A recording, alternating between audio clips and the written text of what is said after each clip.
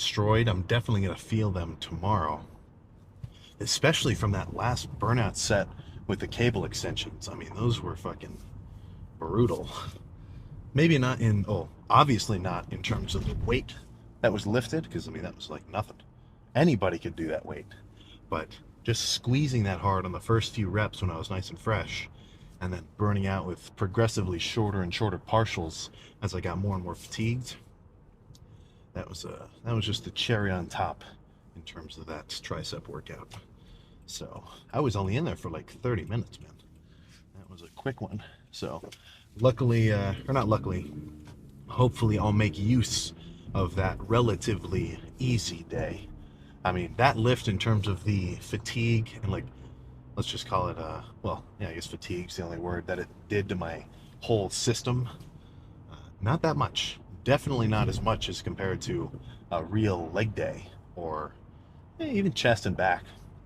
So I'm going to make use of that potentially extra rest, get a good ass night's sleep, stay nice and full of food, water, electrolytes.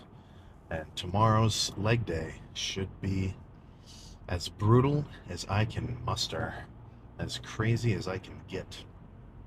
So, hamstrings, I do not have.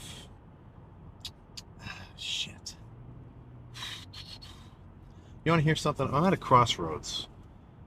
Not really, but I find that it's very easy for me to do a good hamstring lift. Like something about my strength or whatever.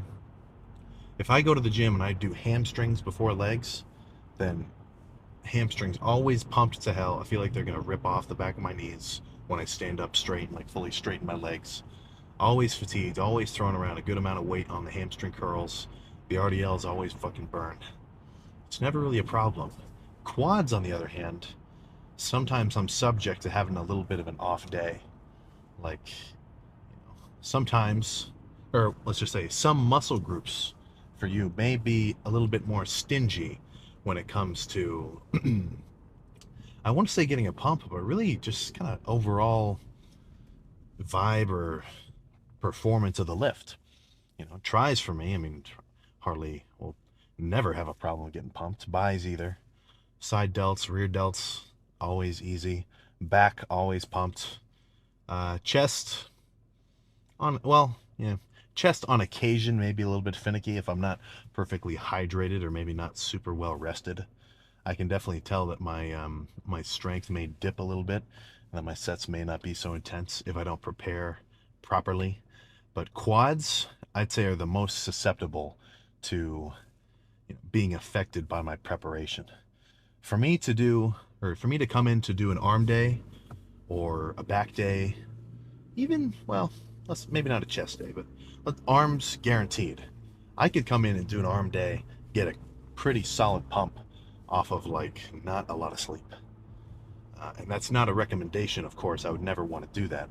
I'm just saying, like, it's not so fatiguing. If my whole system is kind of taxed from not being properly rested the night before, it's such a small muscle group that I can still get a good lift in without really too much problem. Of course, I want to be fully rested for every lift, but I'm just kind of making a point. But with legs, it's such a big muscle that I feel like it almost has a larger say, or my body almost has a larger say in how strong and, let's just say, efficient they're going to be.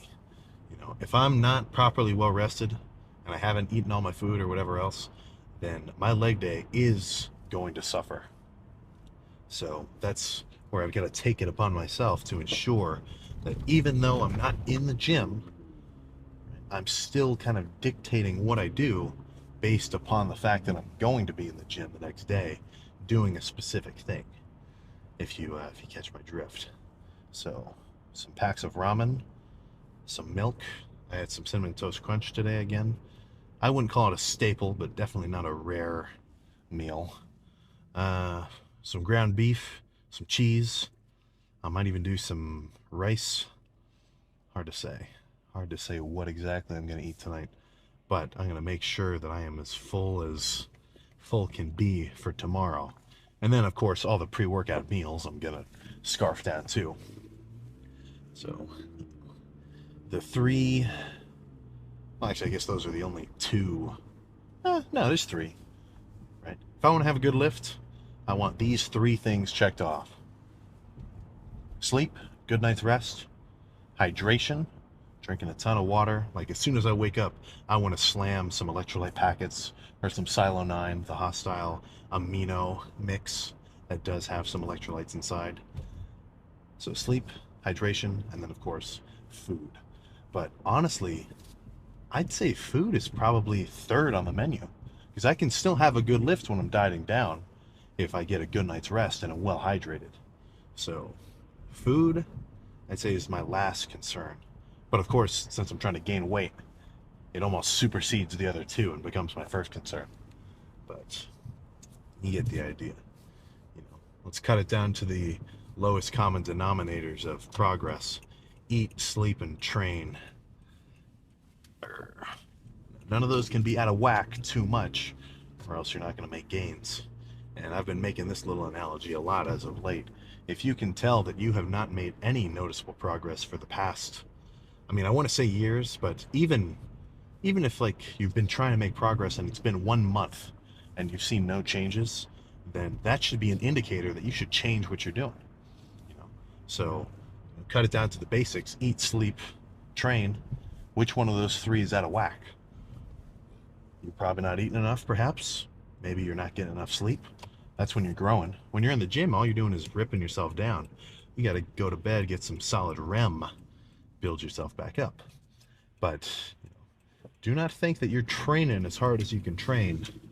That is the I don't know what kind of fallacy that is, but if you think you're going as hard as you can go, then you are just blatantly incorrect.